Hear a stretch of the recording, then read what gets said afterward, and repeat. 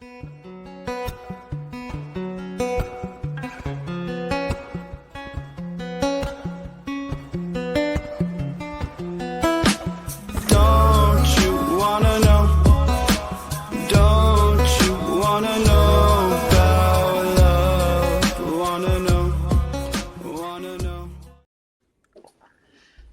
welcome to the Love Foundry podcast. Joining you today is just Dan and I, Seb still gallivanting around.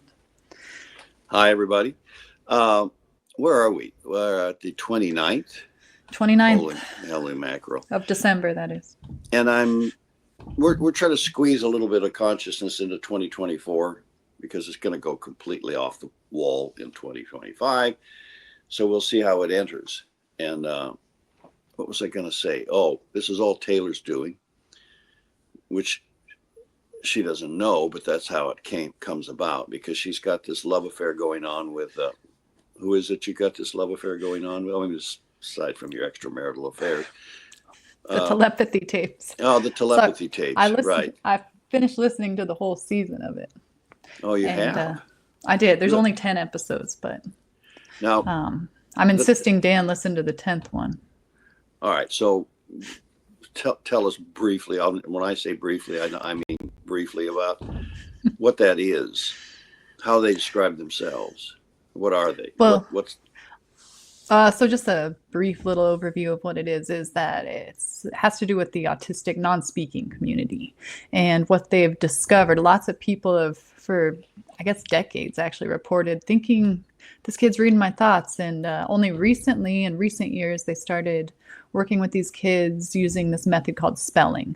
And so for the first time, they're able to communicate to people because of their physical difficulties. They have to be taught and trained. And I don't know the ins and outs, but I do know that they're communicating now. And what's been occurring is, I mean, we have some experience in telepathy, Dan and I, especially Dan.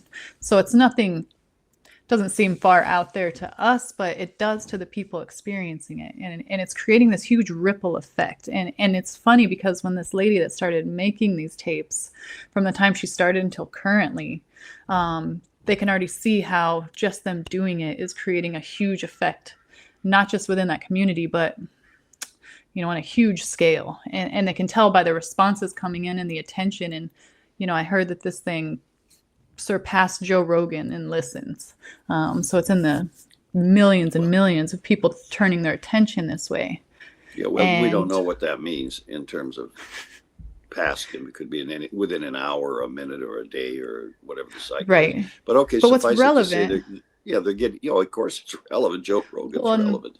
What's relevant to this conversation is that the love aspect, and how through all of this, what they're telling you is that the love is the most important thing. Love is the medium in which you're able to access everything. And, I actually think everyone should listen to this because it's really eye-opening in a lot of ways. And it's something that needs some light shined on it so that it can reach just more potential. So, all right. So let's come down to the picture for a second. So these are some severely autistic kids that are telepathically meeting on the inner plane to chat over with themselves and are able to communicate, whether they're geographically located in the same environment or not. They are actually doing this. And so rather than turn our attention towards finding some way in which this is not happening, see, that's the tendency of a material-minded consciousness, which is filled with unbelief. Mm-hmm. And filled with the belief in the material limitations. These are people who are transcending those limitations, having a process of communication, and now we have figured out how to build a bridge to them so that they can explain to us what's going on in their reality. And by the way, they understand that reality is reality, and that this out here that we're participating in, that they're having real difficulty in, is not reality, it's illusion. That's accurate, yeah. Yeah, so that's the basis, and that's all I care to say about the telepathy tapes, except it's worth a listen to because it's actually going on. Now, we're talking about how to empower yourself with love, telepathy being one thing that will occur in your consciousness as a side effect, so to speak, of empowering your life with love. It is a natural process. It's a natural part of the human anatomy to be able to communicate mind to mind, soul to soul, spirit to spirit, heart to heart. All of those relationships are available to us once we learn how to open them up and use them constructively. But because ego is incapable of such participation, those who enter into ego have to surrender that until they learn to overcome ego in themselves, in the world, and rebuild it. Now, I've worked at that for 40 or 50 years, Mhm. coming out of ego into telepathy. Not because I started hearing noises or sounds or anything, but because I know that that environment exists and I want to participate with it if it will enhance what I'm doing. And that occurred to me as an experience I was having clear back in the 60s with a group of people that we were functioning together with in the music business, and hierarchy where who participates constantly in telepathy made contact with us as a group and said, hey, do you want some help with what you're doing? And if you do, we're available, and we're working on this project, which is telepathic rapport with certain human groups. So I entered it into from an angle, so to speak, with all of this. And you don't know what you're getting into till you get into that, because now all of a sudden you have two different worlds going on in your life. One is the material world where everybody has the beliefs and unbeliefs that they do, and then out here in reality where people are actually, like these autistic kids, are functioning. Now you can call them dysfunctional, but they're only dysfunctional in ego, because and ego is an illusionary consciousness that the brain is building. So there are some beings, some souls, that simply need to not do that anymore. They need to build a world in which they don't have to take on the limitations of ego. When you're asking a soul to enter into an ego on earth and pretend to be blind and deaf and dumb to the inner world, you're asking them to become autistic to reality. And instead, we judge them as autistic because they can't participate in the illusion of ego with us. And No, that's some irony. I mean, that is the irony of the whole flip flop of the thing. So, and when you're in a place where you're seeing both of these competing worlds interacting, not really competing, love doesn't compete with anything, it just simply is. But when you see these two worlds coexisting in one field of awareness, one field of life, it can be confusing. I know that. I've been doing that a long, long time. To the point that humanity is going to be startled to realize how many people there are on the planet and who they are, who have a full experience in the inner world of reality with love, while they're out here with fully developed human personalities interacting with everyone else and not bringing it up in polite conversation. Because if you're in a job that's relatively important in the world, uh, and you start talking about your telepathic relationships with the Buddha or the Christ or Shankaracharya or Krishna or anybody else that seems to be a bit of a myth, you're going to find yourself into trouble, because others, in their unbelief of your abilities, because they don't experience those abilities, creates a problem. And this will happen. We know this because we saw this happen with Jesus. We've seen a lot of other people martyred behind. I seem to be a little bit pink here, don't I? Nothing I could do Yes. about it. They covered over these LED lights, which I never like anyway, in the house, with some kind of my daughter, some kind of pink stuff for some party or another. And as the light shines through, to kind of cast this little glow. So we're going to operate in this sort of pinkish environment today. The house full of people, Christmas.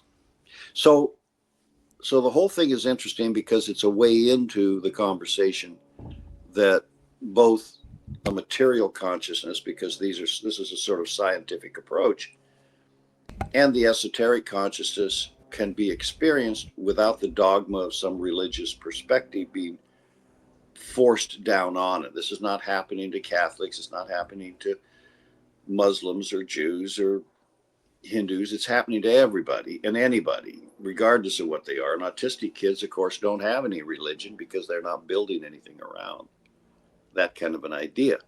Their religion is the reality they experience. That's it.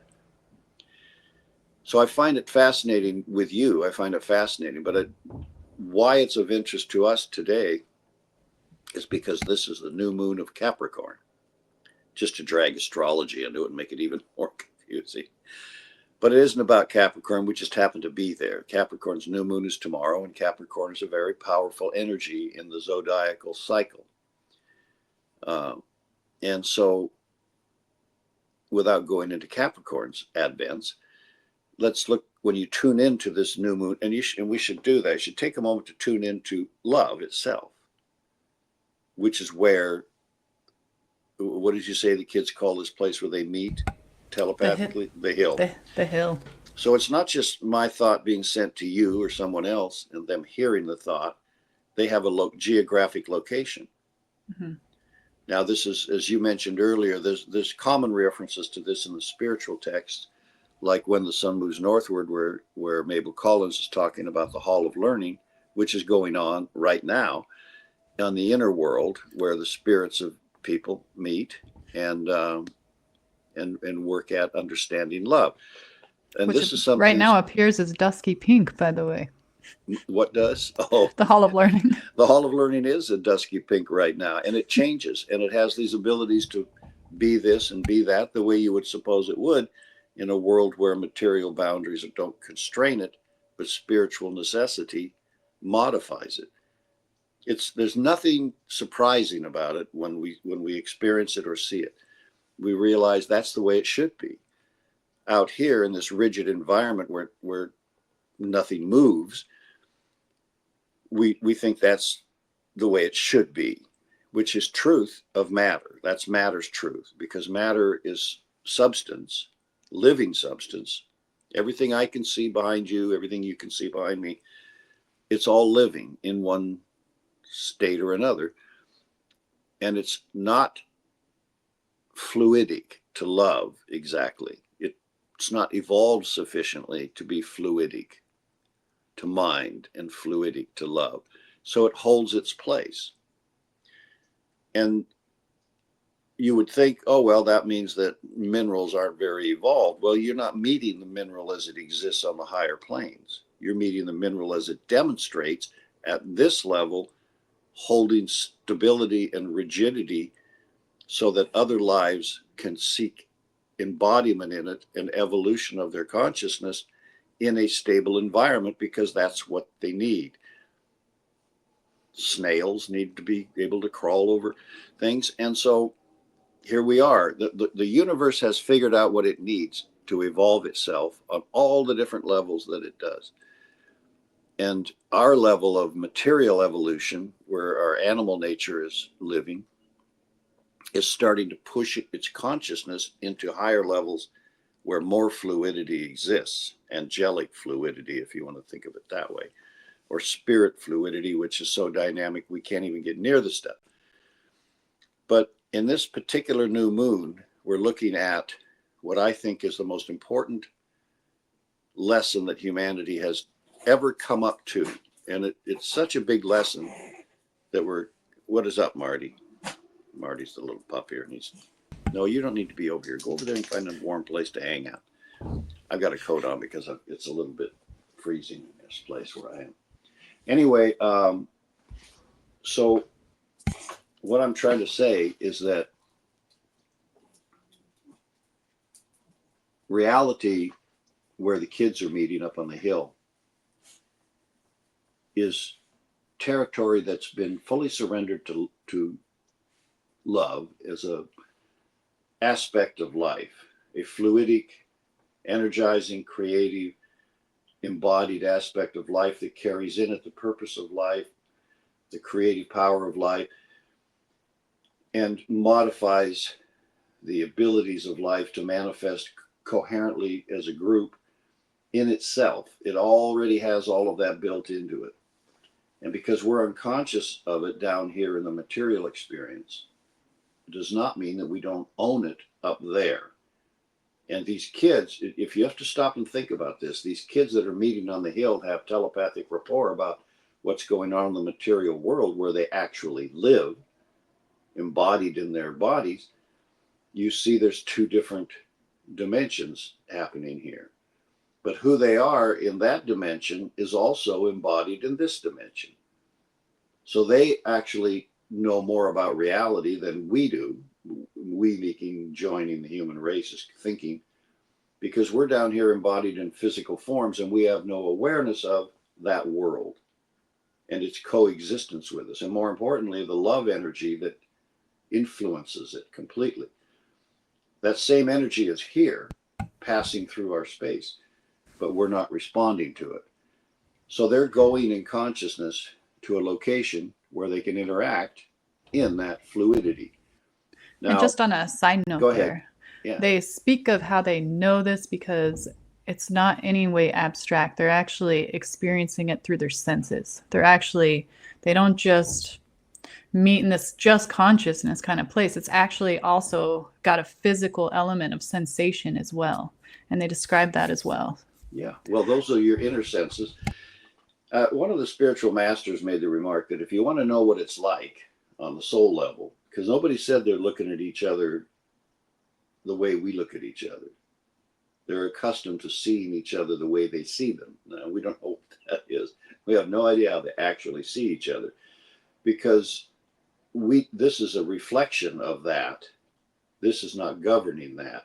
How you and I look does not determine how the soul dresses itself in the morning. How it exists when that energy of existence enters into material world and manifests is what creates this look, this layered look. And so and we don't know which exact plane they're on. I haven't actually listened to those tapes, so I don't know, and I will listen to a couple of them to see how they're doing. But we're not sure exactly which plane or subplane they're meeting on, and neither are they, by the way, because there are 7 major planes in the universe, the physical universe, and there are subplanes on each of those planes, and each of them is governed by a different life of energy relating to love and purpose, and things take their own shape and form there. So these worlds, there are worlds within worlds within worlds, and it would take a very large consciousness for you to be able to transition from one to the other and shake hands and meet and greet with everybody who lives on those levels in the forms that they choose to exist in. It would be bizarre to us to look at all of that. And that's why multidimensional consciousness takes some growing into. But that's the point I want to get to about, rather than talk about what might be, because this is a podcast about empowering yourself with love.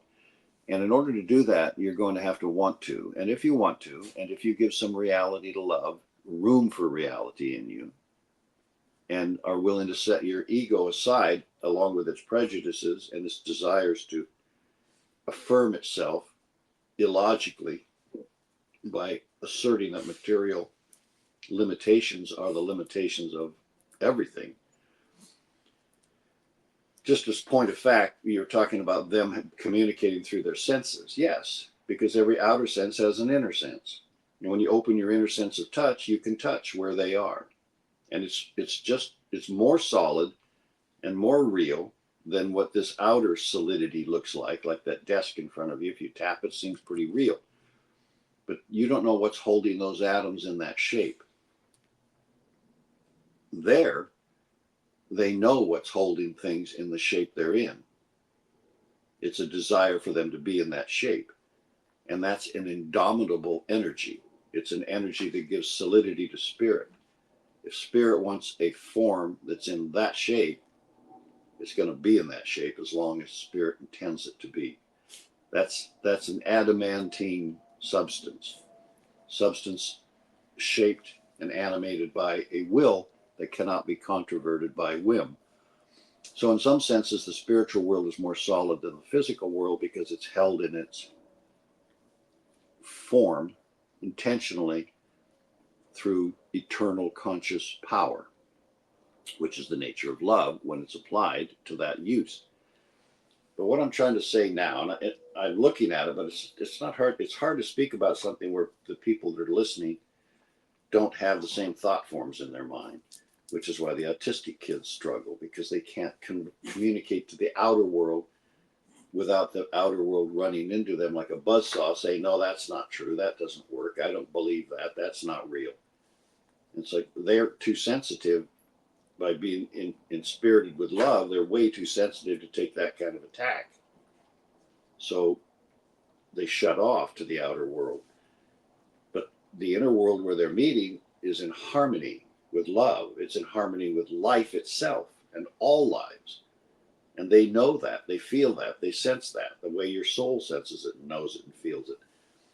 And so they've retreated, in a sense, away from out in the barbarian world where violence is the order of the day, to a world in which violence is not real.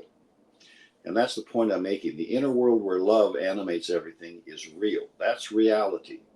Not in exactly the shape that everyone lives there and sees it, because there are other versions of reality.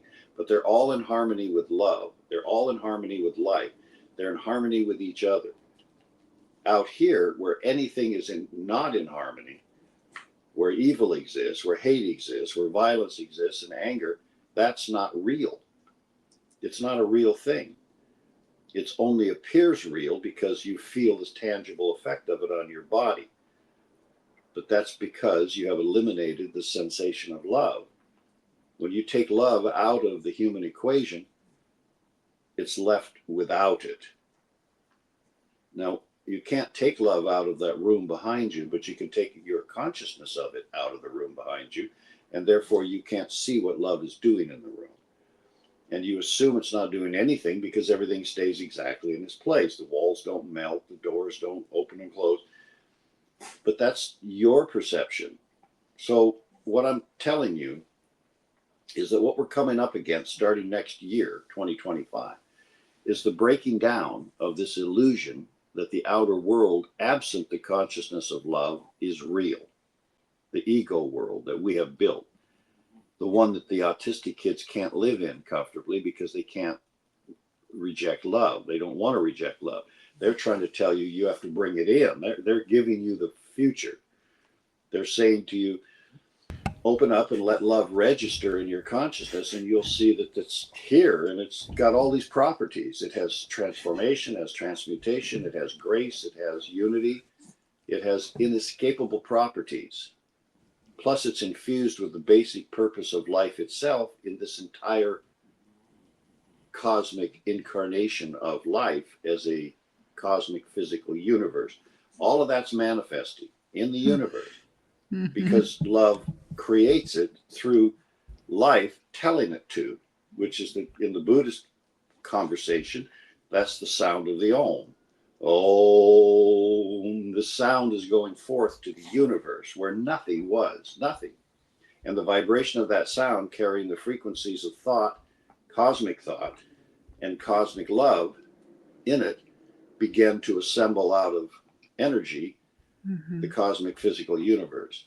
And because the being that did that, the whole universe, is so intelligent that it thought out the entire universal experience of trillions of years before it started that sound. And so as that sound goes out, the Om is described as a 7-syllable word or a 7-syllable sentence, or however you want it. It's going on forever, but it's gradually shifting from one tone to the next, from one overtone to the next overtone. And in the constant and outflowing sound, the whole manifestation is taking shape and having the experience of itself. Now, that's an unimaginable idea to a material brain. Sort of. You can kind of imagine it. You can get the idea, oh, that would be interesting. I have no idea how that goes, but it does. So I'm not saying that to say anything about Buddhism, except that they figured that out.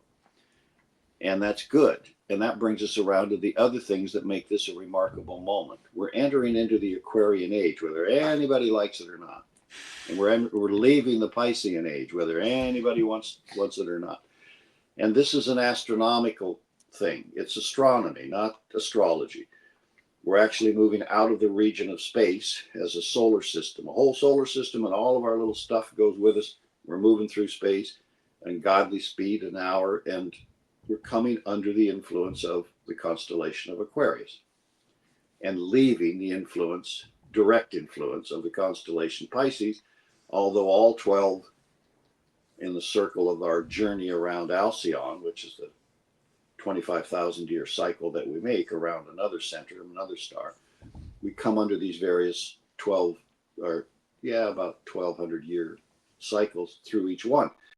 So we're entering into Aquarius, and it gives us powers and abilities that Aquarius possesses, because Aquarius is an aspect of love through a special being that has matured itself to an infinite ability to understand cosmic love in a certain way. And that way colors Aquarius's nature as an expressive being. So it influences everything in space around it. Right now, it's starting to influence us. Well, this is bringing love into conflict with the illusion that it doesn't exist as a power in us, which gives you an opportunity to access that power. So it's not just solving the problem of humanity's illusions or humanity's rejection of love or humanity's problems. I'm a problem-oriented person. I don't care about the philosophy of reality. It doesn't really interest me very much. What does interest me is solving problems. How are you going to save the whales besides rowing around in boats and going out there and getting in the way of big ships that are killing them? That's one way. And if you look at humanity's restless ambition to control everything and dominate everything with silliness, you'll see how that all goes, because the guy that founded Greenpeace himself has left Greenpeace because they all went off the trolley and started fantasizing all of this stuff they're doing now by imposing Green New Deal and all those other things they're forcing on humanity based on some supposition that carbon is ruining the planetary life, as if the planetary life itself didn't have its own mountain that it meets with the other planetary life and says, hey, what do you need? You're going into your Aquarian cycle. You need more of this or more of that? No, I'm good. I'm going to just do this. And we are going to have to adapt, and adapt we will. Fortunately for the planet, it has a sort of take in and give out. We take in energy from the sun and we have to give it up. We have to give it back up. If we don't give it back up, what happens? We're like frogs that you overfeed. They just swell up and swell up and swell up and keep eating until they pop. So that's the panic going on. Oh, we're like toads. We're just going to keep eating and eating and eating because there's a whole bunch of crickets until we finally die of overeating. And that's what we're doing with carbon. We're taking so much carbon and putting it out in the atmosphere that eventually we're going to just explode or croak or what? Turn green is what we're going to do. The more carbon you get in the atmosphere, the greener the earth gets, for lots of good reasons. So without getting into the carbon argument, because God knows we don't want to get in the way of multi-billion-dollar industries that are trying to take carbon out of the air and pump it down into the earth for some peculiar reason. But so anyway, I'm okay with all of that. But here we have all of these illusions that we've created about things. And each of those becomes a problem.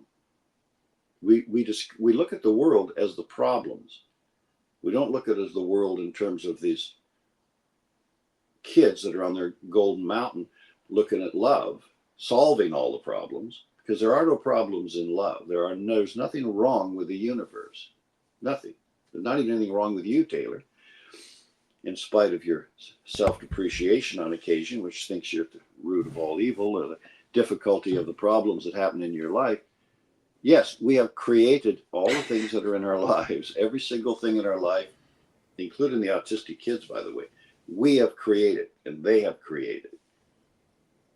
But we created those circumstances by failing to include love in our actions. And so the consequences of that are a demonstration of life missing that one aspect of life, which makes the cure of it quite simple, isn't it? Yeah, you would think. Yeah, just add the love back. Okay, but you can't pour it in like sugar. And coincidentally, my favorite mineral, iodine, was the first time a cure was found for something that actually happens as a result of something, not a disease. The first disease to actually be cured by something was goiter, the growth of this thyroid into something that turns this big in the throat. And that happened in the goiter belt. There was this area of America where that was happening. It happens other places in the world too, because of a deficiency of the mineral iodine. It's not in the soil. It's a water soluble mineral, so it washes out of the soil, and then nobody's putting it back. So we start to suffer from an absence of it, and it causes effects: thyroid problems, breast problems, fibrocystic tumors, ovarian cyst problems. All of those things are iodine related. So they discovered iodine in like 1825 or somewhere around it. And then they figured out, oh, look, here's a new mineral. I wonder what we can do with it. And they found out it could do a number of things. It can stop any infection, virus, bacteria, funguses, things like that. Just bam, they're gone. And that's really good because that gave them some way to, for at least some of the people to survive being injured in the Civil War, because they had iodine. They had iodine, and they developed somewhere along in there, they developed ether. You could knock them out, you could cut their arms and legs off, and you could put iodine on it. So we developed something that cured something. You took iodine and your goiter starts shrinking back down. Why? Because your thyroid was getting what it was missing. If the thyroid doesn't get iodine out of your food, your body starts going off track. You start gaining weight. You have no metabolism right. You get all of these side effects, and it can eventually cause very deep distress. So when people started taking it, the problems were going away. Why? Because you simply gave you what was missing. So you see, they called it a disease. Goiter was a disease, just like every other disease we had. But what you were really looking at, and they didn't know it, was they were missing an element that nobody had discovered yet: iodine, which coincidentally was discovered while they were making gunpowder. there's irony to life that which just never ends. So they were cooking kelp. There's a lot of iodine in kelp because iodine protects a multi-organism in the ocean from single cell organisms attacking it, like protozoas and stuff like that. They attack each other all the time. Amoebas absorb other things and all that stuff. It's a raging war down there on the micro level. So kelp wanted to become a multicellular organism for some reason, and it needed to defend itself in an ocean that was full of all of these single cell organisms buzzing around, probably us before we were us, and they were attacking each other. So kelp took iodine in from the ocean water, and these things couldn't hurt it. So it could grow into a multicellular organism without being attacked from every side. So you see, the same defense that it provides for your body, it provided for the kelp. And this is the unity of nature. It's got this amazing thing going on. So we took in iodine and we cured a problem that was not a real problem, was it? Yes, you've got a goiter. Yes, your metabolism's all out of whack. Yes, you're having all these problems. But in the end, it's really the deficiency of one mineral. So, and providing that mineral reversed the whole thing. Well, love is exactly the same deficiency, because we are not consciously in taking love. We're forcing love to create an environment for us, because it's the creative power of the universe. Mm-hmm. We're forcing love to create an environment in which love does not appear. Why would it do that? So that we can learn to include it by suffering from the lack of it. That's all that's going on. And it's a multi-solution, or a single solution to a multi-problem. Every problem humanity has, all added together, like the lack of iodine, is the same. Every problem, every single human problem, and there aren't any human problems. There's just simply our request of love that it create a world without love. So it's doing it. It's giving us what we asked for. We have created everything we wanted, and with it comes the consequences of that creation. If you create an environment around you where love is against the law, then that environment's going to reflect what it looks like. And you'll find yourself in hell. You'll find yourself somewhere where it's really uncomfortable because there's no love at all. And we are organisms that were born in love, built for love, and now living in a world where love is a scarce commodity at best, and we don't know how to expand it. And the ironic thing of that is that it's everywhere. It's everywhere. You're simply not intaking it into your consciousness and allowing it to reflect itself back at you. Now, this sounds like a silly and impossible problem, but these kids get it. You see, where they're standing looking at the world in the environment of love, they look down and go, what's the problem down there? Well, they won't recognize love. They won't act on it. Well, what the hell? Why that? Because they don't believe it exists. They don't believe it's real. Well, what the hell? What did Jesus do? Didn't he show them how it worked? Well, he showed them how it worked, but he didn't tell them how it worked. He didn't tell them what to do except to love each other. And that's like, if you're not conscious of it, how can you tell someone to do it? So they don't know how. So, and that's where we are. And if I solved all of your personal problems by fixing you in any way, then what are you going to do? You won't know how you got fixed. You're just going to go out and repeat the same things you're doing, and you're going to recreate the problems you have that are a result of the absence of love. And then you'll be back saying, can you fix that again for me? And that's why spiritual masters are great teachers of those guys, Buddhas and things. They don't wave hands and fix things for other people. They offer advice and help and direction and co-experience workshop so that you can learn how to put love into your experience and end one by one every single problem that you think is a problem that is only there by the absence of love. And it's so multifaceted and multidimensional in the world with 8 billion people that you look at it and it's just overwhelming. It's overwhelming in its magnitude. It's overwhelming in its depth, in its karma, in all of its energies. But there's still one solution. All the goiters in the goiter belt are cured by one thing. And that's why Morton put iodine in their salt. A tiny amount, just the amount of iodine. When they first got iodine, they didn't know what would be toxic. Turns out you can take a lot of iodine in and it won't hurt you because your body will get rid of it when it's got enough. But they didn't know that. But they found out that it helped the goiter. So they figured out how much it takes, which is micrograms. A little tiny bit in the salt would help offset the creation of a goiter. That didn't give you nearly enough, and it didn't give you the thing to do all the other stuff that iodine is supposed to do in your body. But it cured the goiter. So that became the government standard of iodine, that amount. And then they to make matters more confusing, they put a skull and crossbones, which everybody in America is familiar with.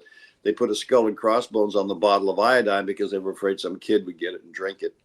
Although it's pretty foul tasting stuff, so you're not going to logically drink it. But because they thought, oh, that could, and now everybody thinks it's a poison. It's not a poison any more than any other mineral. Some minerals really are poisonous if you intake them directly out of the soil. If you pass a mineral through the plant kingdom, then it prepares it somehow for the human kingdom, and you can take the mineral like potassium. You can take potassium from drinking a green drink, but you can't go out and put a piece of potassium out of the soil in your mouth. It will just explode against the water and create all kinds of difficulties for you. Mm-hmm. So, yeah, we don't want to be blowing up like electric car batteries are doing. But that's what minerals do. Minerals burn. They burn hot. They burn 3 or 4 times as hot as anything else burns. It's amazing to think of burning minerals, but boy, do they burn. And in fact, that's in the Ukraine war, they've got these little guys that fly over and dump this thermite on you out of the sky, and the thermite burns through anything, and it burns up the enemy, and it's a horrifying thing. It's like, it's far worse than what I was experiencing in Vietnam was the Napalm or something. napalm. Yeah, napalm is made out of gasoline jelly, and it sticks to whatever it touches and burns there, which is horrible. But then they have phosphorus grenades, which you can throw, and they burn with phosphorus, and that's worse. And this thing they're using in Ukraine burns with thermite, which is a combination of aluminum and iron rust. Jesus. That's all. Powdered aluminum and iron rust together, set on fire, burns at thousands of degrees, and it just is horrifying. So we're not used to thinking about that, thinking about minerals burning.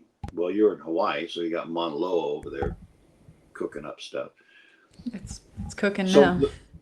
So the point I'm making about Capricorn is Capricorn's a problem solver. If you ever know a Capricorn, that's what they do. They can be a whole lot of things that piss people off, because often Capricorns can be really arrogant and separate and all that sort of vanity stuff that we talk about. But they're problem solvers. They get things done.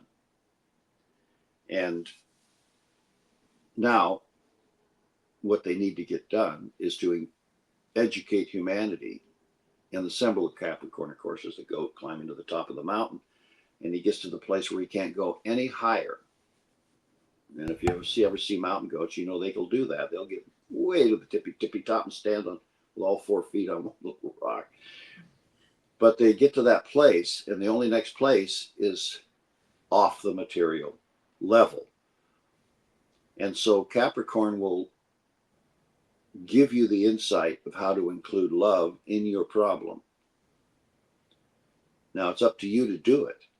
You have to take the Capricorn energy in you, or the intelligence and will in you, and seek to incorporate love into your life, and then act on it. And then the problem will start to go away, because love will be flowing into the problem. Doesn't matter what the problem is. Does not matter what the problem is, because you never had a problem. You only had an absence of love while you were doing something, and so it created something that looked like that problem. And that's true of every single disease. All disease of any kind is an absence of love. Blocked love. Well, who's going to block love? Nothing on the earth can block love except human free will. That's the only power, which is really odd. Why would life give that power to human free will to just say no to love? Well, you could only say no to it in your life. Now you can get together and impose it on some other people at gunpoint and not let them pray to their God, but you can't keep them from connecting to love if they want to. You always have a choice. It's always your free will. But we all got into it and agreed together that it's not worth pursuing.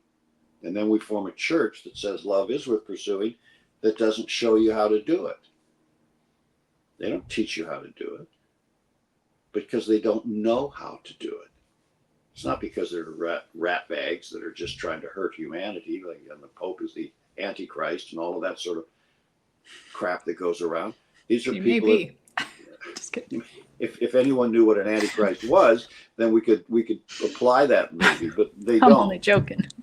Well, don't be careful what you wish for, because it is a destructive condition. The Antichrist. It's a destroyer energy, but which is as divine as love. The universe the first act of creation, right? Destruction. Destruction, yeah, of what was there before. So it's a divine act, is what we're saying, is that life destroys while it creates continuously. Mm-hmm. And it doesn't worry about the destruction, nor does it worry about the creation. It doesn't worry about anything. It just lives. And so that energy which destroys so that love can create is the anti of the creator. It's like And simultaneous act yeah, almost. and so if we'd stop turning these into personalities and just realize that these are forces of nature which we can employ or disregard at our own peril, then we would get along better with them. And and so when we finally finish turning it into some sort of Greek drama between us and God and the devil, and start applying ourselves to love and including it into our creative actions towards our problems, and noticing how they all disappear. They all just disappear. They all go away. I don't care what the problem is. Name one, anyone, any disease, cancer, your hair falling out, aging, whatever it is that we have is that we consider to be a disease. And it also can be psychological, it can be mental, which would make it an illusionary thing. It can be emotional, physical, inherited. Doesn't matter. Love is the cure for all disease, any kind. And if you employ it, this shit's miraculous. I mean, it's miraculous. It has the powers of transformation and built into it. It has the powers of transmutation built into it. It has unity as a constant realization of how life actually works. Life is unified already. The idea that anything is separate is illusion. So it has unity, the power to dispel non-unity. Now, if the ego thinks that being separate is the really cool thing to have, then it's going to reject love to retain that illusion of separateness, which is one of the problems that people run around with in their separativeness. So we're doing all of this and we're creating the whole thing. And if you want to fix it, we're going to have you fix it for yourself. I fix it for me. And then we can show other people how to include love as an empowering energy in their life. And then suddenly their life starts to change. It's really that simple. It starts to change and transform the moment someone starts doing it. And here's, I think, the best secret of the whole game, which we'll get these autistic kids to tell us if we can get a communication line going. And they will tell you this is absolutely true. You can begin to fix every problem in your life with love, even while you're still solving the problem of that part of you which hasn't figured it out yet. You see, that means you can start healing yourself from the past, even though you're continuing to not be perfect in the present, which is a really good win-win with love. Love will allow you to employ it even if you're not good at it, even if you're barely learning, even if your goldfish is floating belly up. Love will allow you to get another goldfish and try to do a better job with it and love it better than you did the last one. And so it's important to understand this, because that's how commitment to that condition of love in your life, even though you're not perfect, can work. And that's how taking yourself in hand and stopping as much as possible your interference with love and beginning to apply your faith in love's existence and your commitment to let it work in your life and your surrender of that which obstructs it. See, if you apply these things to your life as a practical act, love flows. It just happens. So while that's going on, realization is occurring in you or in me or in anyone doing it that this is true. This gives us knowing. Then we begin to know that love is not only real, it works. And if you employ it properly, it can work like mad. And if it starts working in your life and you start including it greater and greater, then you start completing the other problems of your life, which are creating the negative.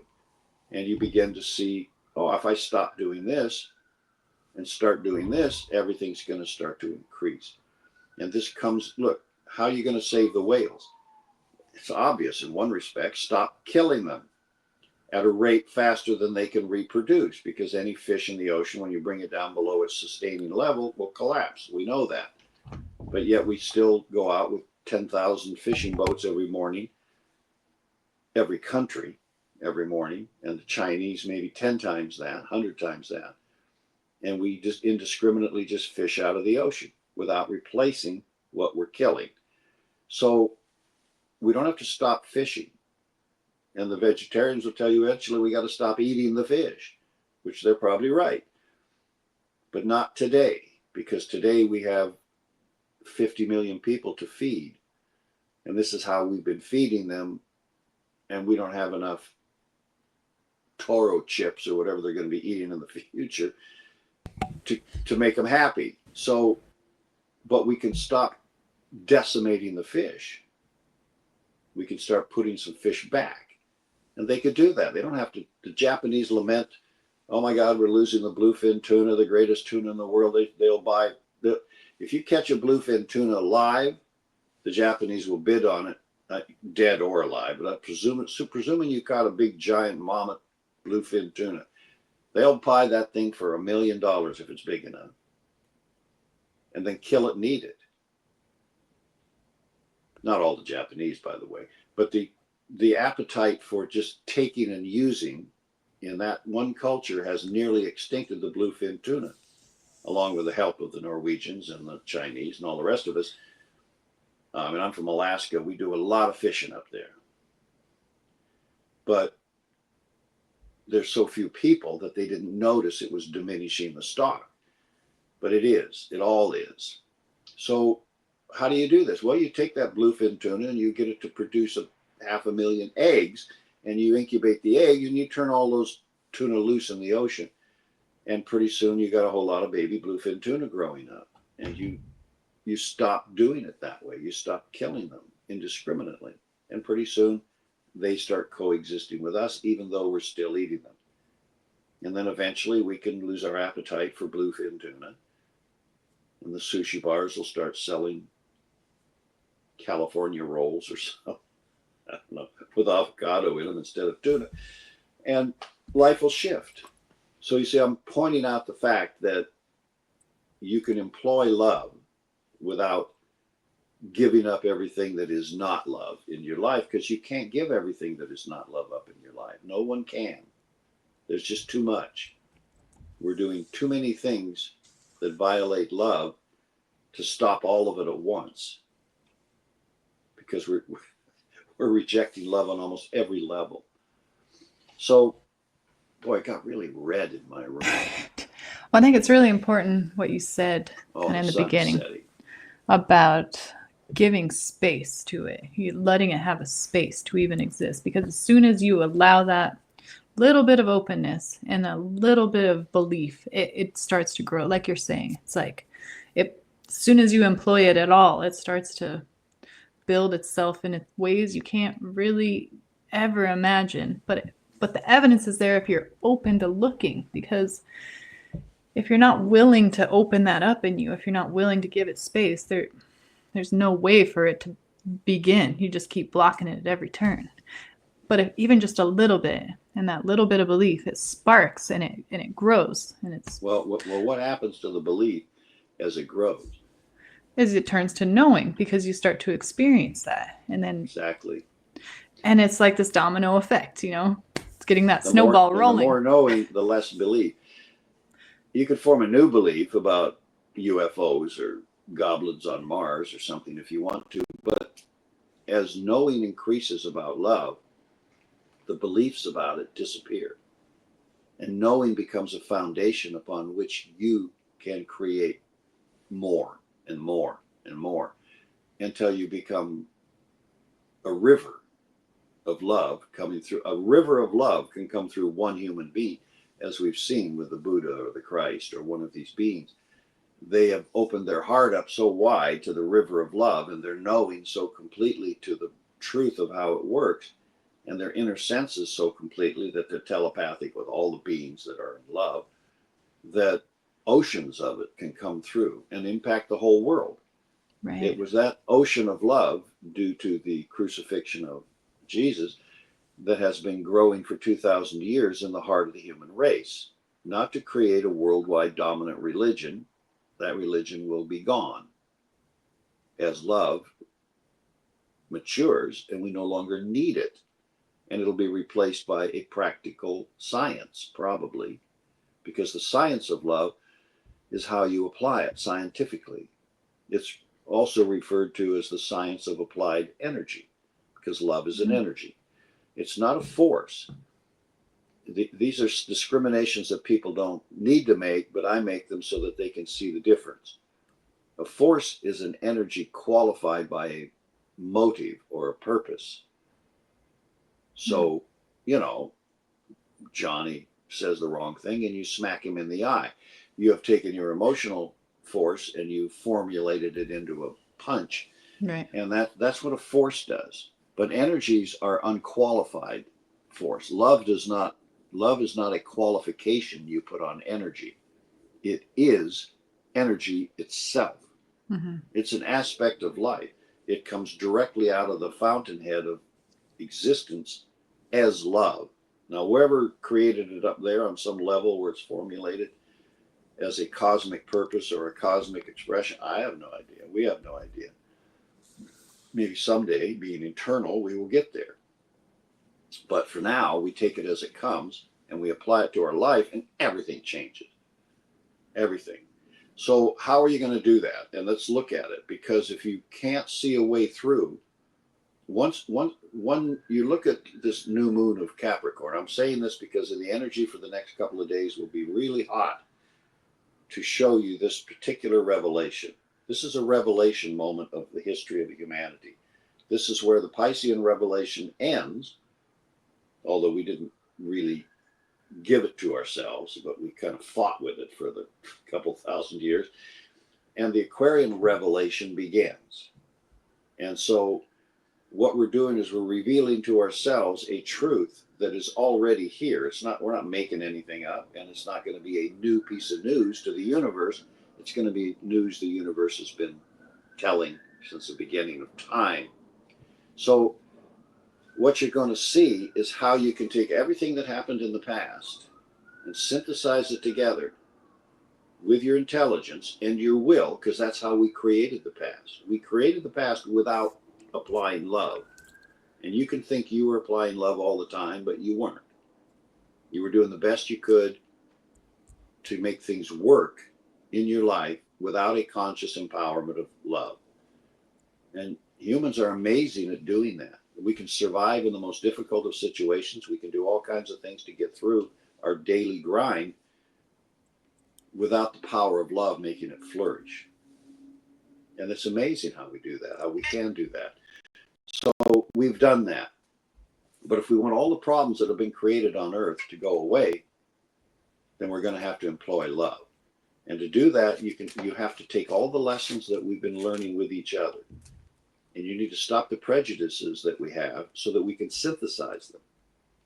And this is obvious. If your neighbor knows how to grow soil better and you want to plant corn, then you go over on the fence and you go, "Hey, Bob, you got a green thumb with making your soil grow stuff. I'm trying to grow corn over here and it's not growing." And he looks over the fence and says, "Well, do this and do that, throw some horse shit on it, and pretty soon the damn stuff will be growing like crazy." And you go, "Thanks a lot. I'll bring some corn over when it grows." And he goes, "Yeah, okay, that'll be good because I could use it." That's simple, but that's what it takes. It takes the sharing of humanity to grow this into the world. And every civilization we've had, all the way back to the Hindu, I'm trying to figure which came first, the Hindu or the Egyptians, because you have to go back. And these are civilizations just of the Aryan race, just of the Caucasians, as they call them, which is interesting because the word Caucasian comes from people who lived in the Caucasus Mountains. We don't know what the hell they were. I met one the other day. He's a Caucasan. And he considers himself Persian, and he considers himself Russian, and he considers himself, uh, I don't know what else. But so who knows how we crisscrossed everywhere. And he's Jewish, and his brother's a Muslim, and so the, it's a sort of a melting place of the beginning. But all of these civilizations contributed something. And the thing that one of the civilizations that we think the least about were the Babylonians. the Byzantines. Maybe they're the same as the Sumerians. I don't know how they kind of blend there. I'm not an expert in that kind of stuff. I'm an archaeologist. But they gave us rule and measure and line. They gave us algebra. You know, people say, oh, I've seen these podcast crap that you find on YouTube and everywhere, which is 90% made up stuff to get bait clicks. But somebody said, well, you know, the Arabs didn't create algebra. Well, that's nonsense. Of course, in effect, it was the Persians that created algebra. But if you want to distinguish the Persians from the Arabs, go ahead. They have trouble doing that themselves. But because the guy Al-Jabahara or something like that was his name, I have no idea how to pronounce his name. He's got way too many letters. He was the guy that invented algebra and invented logarithms. The logarithms, which govern all of our computer work today, are mathematical solutions to problems. That's all an logarithm is, a mathematical solution applied to a problem. Now, you're going to need that knowledge, you're going to need that experience that civilization developed and gave us back around the years 500 to 900 or 1200 or somewhere in there. When Europe was in the Black Ages, Dark Ages with the Black Plague, over there they were developing algebra and mathematics and having a flourishing civilization. So this is no mystery to them, but it's a mystery to a lot of people who weren't hanging out with that mob. So you take that particular strata of gift that civilization brought to the human race, and you apply it to this problem of taking all of the human problem and turning it towards love and bringing it in. And it will give you a key, one of the keys to bringing that into your life. And if you look at the Jesus experience, that's another key. And if you look at the Greek experience with geometry, that's another key. And the other Greek experience is not just geometry. And if you look at the Egyptian experience, that's another key. And the Hindu experience with the gravitating itself into Krishna, from Krishna to Buddhism and all of that, you have other keys. So all of these keys added together are what allow you, who is not an expert in any of them, right? Are you a Babylonian scholar? No. Not I. No, you're like all the rest of us. You're a mom raising kids, and you've read a few things, and you've thought about a few things, and you're smarter than you look. So the point of it, the point of it is this: if you can have that openness of heart, and you can recognize that the latest religion or the latest gift is not the greatest gift, it's just a gift, all of which we need to add together to solve this world moment problem of how to bring love and empowerment into your life. Mm-hmm. And if you can do that, if you can just be open to doing that, then we can do it. I can show you how. It's not complicated, it's not even hard. But it does take you accepting intelligence and will at a level that you have not usually done, because you separate them all. Not you personally, but we do. We all do. We separate by our prejudices. We separate I hate algebra. I was horrible in it. I love geometry. I was a master at geometry in high school. I mean, really good. I mean, beyond good at it. But then I go up into an algebra room, and I just like plant that got stuck out in the sun where it doesn't belong. It just wilt me. I just destroyed me. And it took me a long time to not have a prejudice against the shit, because it's just algebra. We just could have like skipped the whole thing in humanity. But it's a problem-solving tool, which is really wonderful. So when you look at the overall problem of how to get love into our lives, you're going to have to develop a positive relationship to algebra and geometry and all the other things.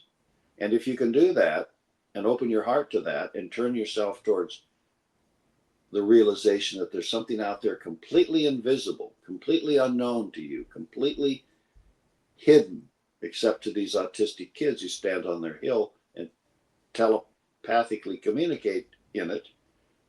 If you can open yourself up to that, then you can find the way to that solution. It's a pathway that lights up like a golden thread, and it takes you this way and then a little bit that way and a little bit this way and a little bit that way through all of these prejudices that we've held, through algebra and geometry in their actual essence, and then shows you, oh, it leads to love. And you can bring it in to you. You're not going to there on a, you're going to there on a journey metaphorically, but there's nowhere to go because it's right here. It's already here. So what you're doing is you're metaphorically finding your way through the maze of mind and feeling and will to dragging love into you. And when it connects with you, the journey's over. It's there now. And everything changes. And so this is a mystery. It's a mystery of life, and it's a mystery of wonder. So that's what we're getting ready to do. And the goodwill toward man sort of synthesis that's trying to find its way into humanity right now through these kids, because you see, they're meeting on a hill. They don't care what each other is.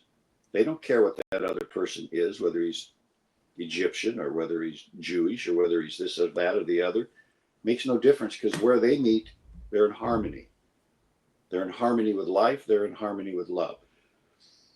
And they're striving to bring that information and message through to the world. And you can say, well, if they can't speak English, how in the hell are they going to do that? Well, they're doing it.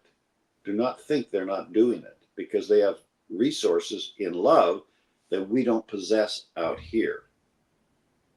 And so our job is to support that communication by supporting them, by recognizing, and look, how many people in the world do you know who have kids or relatives or family that are quote unquote on the spectrum? That's what they call it, the spectrum of autism. At least a handful. And the rest of them just don't want to admit the diagnosis. And I've told, and I may be wrong about this because I'm probably wrong about a lot of things, but it doesn't stop me. But I have friends who have autistic kids, and I tell them, look, to me, the thing that's, and long before the telepathic tapes or whatever they're called, but they're looking for love. That's all it is. And often they're from cultures that are very advanced cultures in terms of human experience. It doesn't mean they're scientific or whatever. But you have a lot of autistic kids in the Jewish culture, for example, and look at the flourishing of the abilities of the Jewish culture in music and science and art and all the things that it contributes to the world, but it doesn't know how to contribute that embodiment of love easily. Nobody does. I'm complaining about them. But that's a very ancient soul group. That's people that have been a long time at the human game. Mm-hmm. And I mean a long time, longer than we think of. So there are kids in it that when they were born, they look for this thing from where they just came, and nobody's expressing it. They're expressing kindness towards them. They're expressing motherly love. They're expressing inclusiveness in the family, inclusiveness in the group, but they're not expressing this pure energy that comes from where they just came from before they were born. It's almost that separation that they, right? It's like that separateness, like that love is separate from everything else they're experiencing. So I'm not speaking to them, but that's an important key, what you just said. It's not the separateness from one another. No, that's an separateness from that energy, from love itself. Mm-hmm. Yeah, and that's a horrible thing to be separated from, and it just quenches up the heart to think about being born into the world and being separated from love. I mean, what the hell? And what you've got is your mother, your mother, mine, putting their arms around us, patting us on the head, saying it's okay, honey, when we're screaming our heads off. And so we get placated by things. We get fed and we get cuddled and we get, oh boy, and that's sweet and all that. But it doesn't, and we get motherly love. That's one thing mothers know how to do. Unconsciously, you're delivering that, feeding that. But your child is eventually going to have to go out on their own in the world and replace you with their own motherhood and their dad with their own fatherhood and find their way to it. And that's a terrifying thing to ask adults to do in this world because they can't find it. I'm even terrified.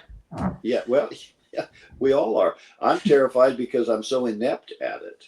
I don't have any question about the reality of love or what it can do and what it has done and what it will do in the short range future too.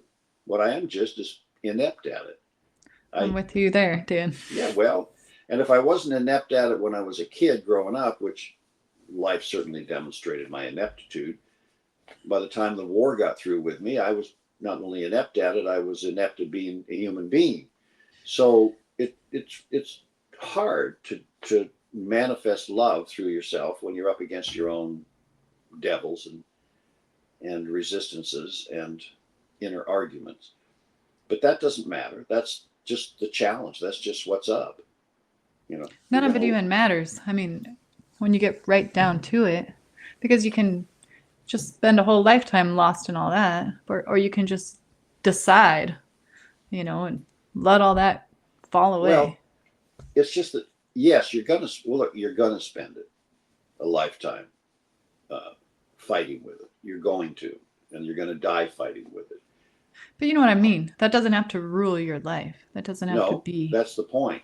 The point Mhm. is that's the condition, and so you're going to get better at it, and you're going to. But none of us personally, although there are those who have developed conscious immortality in their human form. We're all going to pass through the gates of death when the animal creature reaches the end of its story, and we're going to return to a world of love, and we're going to find our footing and get ready and probably make another manifestation.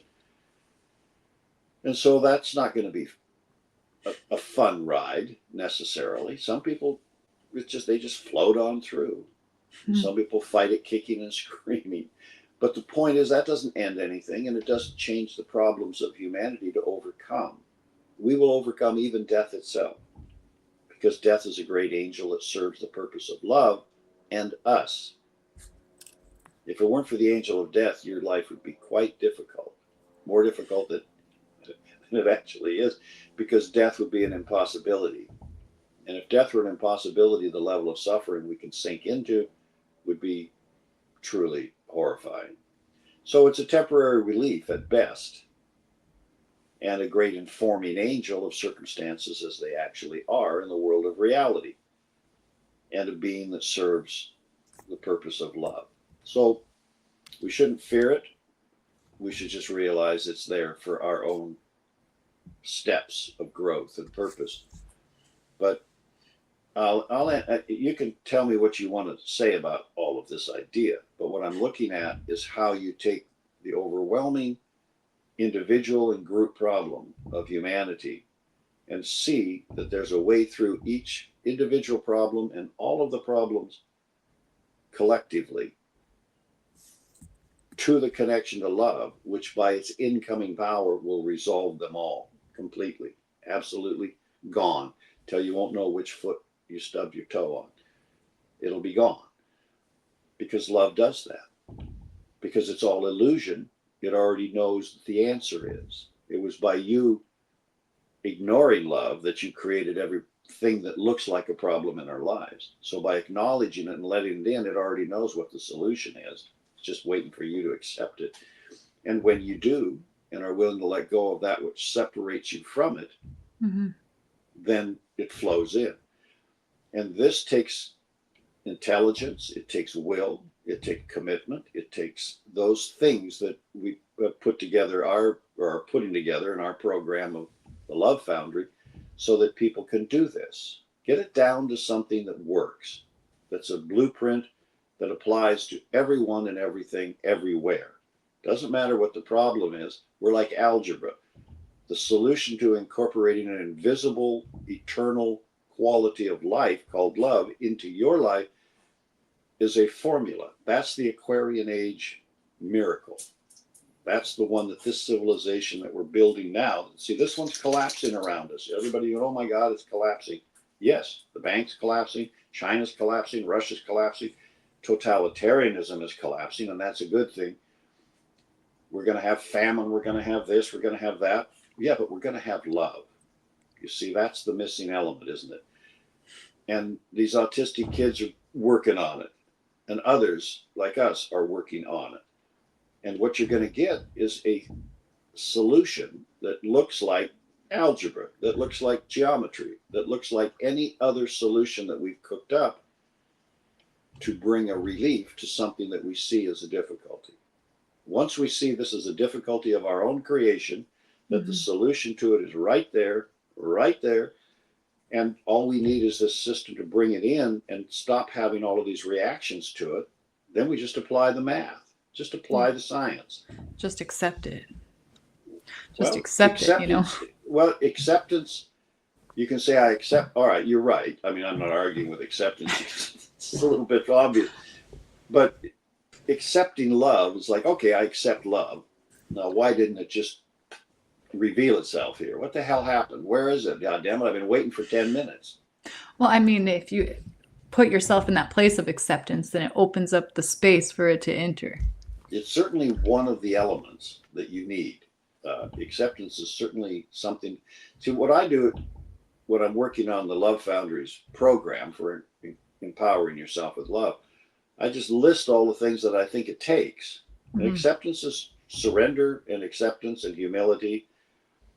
And I don't worry about joy, because joy is the automatic arising in us when we're doing this. When you're working in a program or a formula or an action of your life, I don't care whether you're going over and helping your neighbor pull weeds, if you're increasing love's possibility by doing that, then joy automatically arises.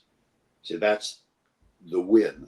Right. Joy is a constant increasing condition of doing the right thing towards love, not towards something else, towards love. So, but other things require your attention on them, like commitment. If we're going to teach our course in commitment, and commitment is one of the elements, then I'm going to have to help you understand what it is and how you could apply it. And by applying it, what will happen in life that facilitates the embodying of love, because it's a tremendous tool. It's a tremendous power. It's the power that releases nature to help you. Supernature. The nature that's everywhere and way more intelligent than we are waits for your commitment, because then it can see your commitment and help you get there. And it will definitely do it. And it doesn't do it with prejudice. It doesn't require that you worship a God. It doesn't require that you donate your clothes to the poor. It requires that you have commitment to what your goal is. In this case, love. We're attaching commitment to love, even though you can attach commitment to any other thing you want. But by doing so, it facilitates that commitment. And at the same time, the other things that it takes, the other elements of our human nature that we grew during these other civilizations have to be applied. You have to apply these things. Humility towards life, towards other life than ourselves, humility towards ourselves, humility towards love, love's humility towards us. All of these are part of it. And gratitude, these things are, these words have meaning when you apply them to the goal of empowering your life with love. So you have to get some singular idea to what you're up to here. If you're up to empowering your life with love, that's foundation. That's what I'm going to do. Now, how do I do that? Okay, well, it's like algebra. We start with the things it takes, and we line them out. We say, okay, you're going to need some of this, some of this, some of this, some of this. And if you apply them this way, then love is going to respond to you, and it's going to move. And the formula is the same for everyone. Love is the same for everyone. Your path to it through any given problem is unique to you. And you are fully responsible to walk it. I can't walk it for you. I can walk with you. I can show you. I can help you open doors. But the order of importance is you committed to your journey. And then all of a sudden, you see the next step. You see the way opening. You see you see the whole thing lit up all the way from here to love. And you go, oh my God, if I just take these steps, it's going to happen, isn't it? Yeah, that's exactly what's going to happen. And then you falter and get confused and stumble, and so what? That's human life. That's what it means to be human. But then we recover and sober up and go, okay, what the hell? What was I doing? Oh yeah, love. I was going to go get love. That's what I was doing. And then we No, go and right that's really back to where it important. was. That's really Yeah. important because it's true. It's it doesn't mean you're off the path just because something else comes up and you get seemingly pulled away. It's like it's still right there. It's just all Yeah. you just come right back to it and it's all right there. And that's really important because it's so Well, easy to get the, tripped up. it's not that, and you make it sound like you got tripped up, but in actual fact, when we go on this journey to get to love in ourselves, we are proving our worth intelligently and experientially to have it.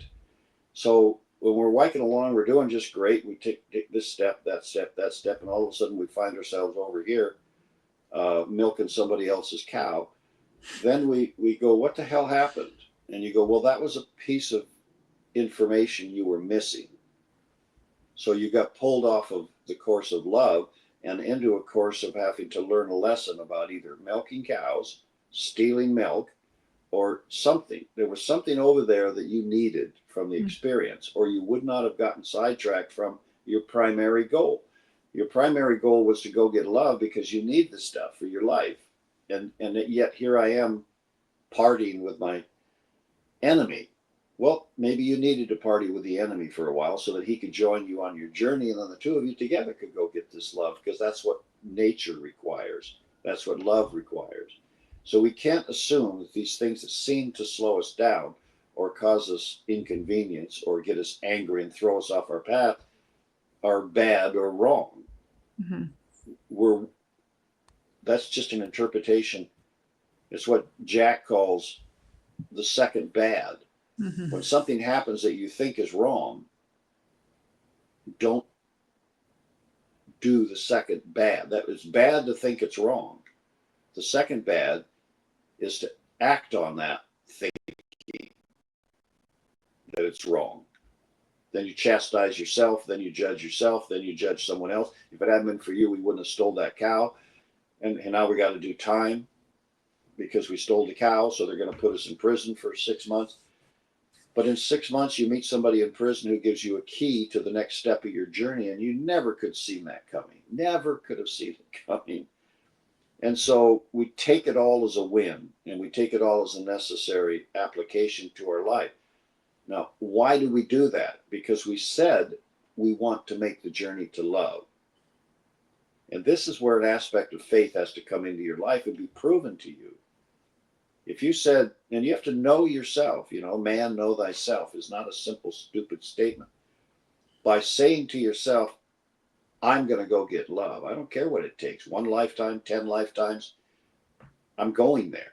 I'm doing other things because I need to do other things on the way, but I'm going there because it's real. I know it's real. You don't have to prove it to me anymore. You don't have, the Buddha doesn't have to prove it. The Christ doesn't have to prove it. Nobody's got to prove it. I know it's real and I know it's there, and I'm going to go get it because I want to be empowered by it. All right. So once you've said that, the universe heard you. Now we have to assume that everything we're doing is taking us to that place because that's how creative you are. Once you commit, that's what commitment does to you. The moment someone says to you, what's your biggest commitment in life? My biggest commitment in life is love itself. I have other commitments, my kids, my family, my house, my problems, my dog, my whatever the heck I'm doing. I have commitments to those things. But my primary commitment is to empower this life with love so that by knowing how to do that, I can make it easy for others to do it. That's all. That's a simple thing. And I'm doing that. I didn't say I'm doing it well because I'm not trying to win an award at it. We don't have any love award shows yet. We probably will in the future because humanity's going to figure this out. We're going to figure it out. We're already figuring it out. The autistic kids already know it. And one of them is going to start speaking. It's not that they don't know how. They just don't want to enter into the crash and thunder of anger and ill intention. It's just a world. It's like you hear a party going on. You see a whole lot of motorcycles parked outside of a Grange Hall, and inside it's got too many people, and the music is blasting. They got some death metal band in there kicking ass. You see the door there, and you think, God, they're really having a party in there. And then there's some part of you that says, "No, I'm not going in there," or "Hell yes, can I get in here? How much does it cost to get in here? I've got $50. Will that get me in?" You see, that's who we are. But when we look at some of those life parties, we think, nah, I don't really want to get engaged in what's going on in there, because I've been to a few parties like that and I know how it goes. I know what they're saying. I know what they're thinking. I know what they're doing. I know what they're shouting to each other while they're standing this far apart, stoned to the rafters. I get all that. I don't want to go there. And that's the way a lot of autistic kids are. The world looks to them like a stoner party, and they don't want to be caught in it. It's just too violent. They're having fun. They're having a great time, which always mystified me. I grew up in logging camps where people party pretty hardy, and it used to just amaze me about it. They're having a great time. I just can't hang with this crowd. I got to back off from this. This is too much party for me. And so I do other parties, but that's how it is for a lot of sensitive people. There's a lot of people that can't even be born yet. They're just too sensitive to live in this human. Not that they can't live in a human being, Just which the is what you're world. doing. They Yeah. just can't live in the world we've created. Right. Maybe on some island in Polynesia, like you're on, they Even could here. live. Yeah, but it's all been contaminated. All of it. There are no natural places, and even the natural places, when you get down to them, are pretty rough. They're pretty tough. It's true. It's just humans. So until love rules the day, some souls just won't be born because they've already become way too sensitive to vibration. Even, and I watch this all the time when I observe my friends and observe my family and observe people, how people speak to each other, and how their tone and their intonation and their words are laced with emotion, either the emotion of condemnation or the emotion of judgment or the emotion of sarcasm or the emotion of Right. hatred or the emotion of, and how few of us are able to speak to each other with our intonations laced with love. How do you really open your heart and love with every word you speak to each other, to your own children, to your husband, to everybody, to your neighbor when he's taking the fruit off your tree? How do we do that? How do we just go, Bob, let me get you a basket. You need some more fruit? Let me get you some. You see, that's not our first take. Often it's not our first, especially if they're out there stealing your hubcaps or your catalytic converter, more to the point. Whatever someone's doing, they're doing it because that's their way of getting by in the world. And they don't know another way to do it, or they would go do it, but that's the way they're getting by. And so don't stop and forgive. We don't stop and include. We don't stop and love. It doesn't mean you don't tell someone to quit stealing your hubcaps, but that doesn't mean you have to hate them while you're doing it. But sensitive souls don't know how to live in a world where that's all just casually tossed around. I think we all struggle somewhat with it, even though we're You so either struggle or you're desensitized. dead. You're dead because they'll kill you. It'll just wear Yeah, you down. It'll break you down, and then you it's start true. drinking. There are a lot of people who are in insane asylums and are alcoholics and drug addicts only because of the intense sensitivity they have to being treated like shit when they didn't mean to do anything wrong. I'd say the majority of them. I learned this punishing my kids. I'm not a heavy into punishment, but talking harshly to a child is corporal punishment. And when I kind of stopped, checked myself because I came out of the war, so I was a little bit rough around the edges.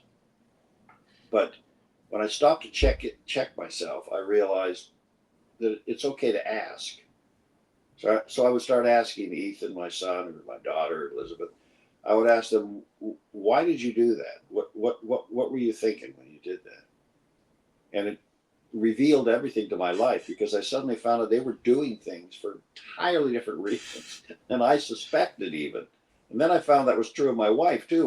What were you thinking about that? Well, I was trying to save you from having this problem down the road a little bit and this I thought would help. And it was like, oh my God, I'm having all of these reactions to people that are doing things for reasons I have no idea. And they were all good reasons. Not always. Right. But but if you're with a kid and you steal something because the other kid says, let's steal this, the motivation in your child, if it's your child doing that, is probably to to help their friend, to help their friend understand something, to help be part of their friend's relationship to life, to each other, and not and they just weren't thinking about what that meant to the person whose thing they just took when they stole the lipstick in the market or whatever they did. And you think to yourself, okay, I was trying to find a way to have Emily a better friend to me, which is a purely positive emotion need. I'm not trying to hurt the guy that, because they don't have any association to what a tube of lipstick means to a merchant. Obviously, by watching people stealing from all these stores today, thinking that it has no consequences. They're all insured, the insurance company's paying it. They don't really understand the fallacy of that logic. It doesn't work that way. But okay, so let's cut this off. But Yeah, we better wrap her up. We're anyway, going do you on an hour and a understand half. the point I'm trying to make about this seeing the way through? Yeah, It's and rough, and about we'll talk about it more, but we'll talk about it in a way that we can simplify it down to how to apply to a problem the solution that's always in the problem that leads to love. Every problem has the same solution: love. Absence of love created the problem. Given, that's it. So applying yourself to solving the problem with a certain formula will lead you to love inexorably. Absolutely. Every time. And the solution of getting that love resolves your separation from love to empower you with it step by step by step until pretty soon you're applying that formula to life around you all the time. You're right. carrying it with It's you. automatic. Yeah. It's an automatic way of relating that enhances love, and that makes you a problem solver. All right, hit the button. Thank you very much, everybody. Bye.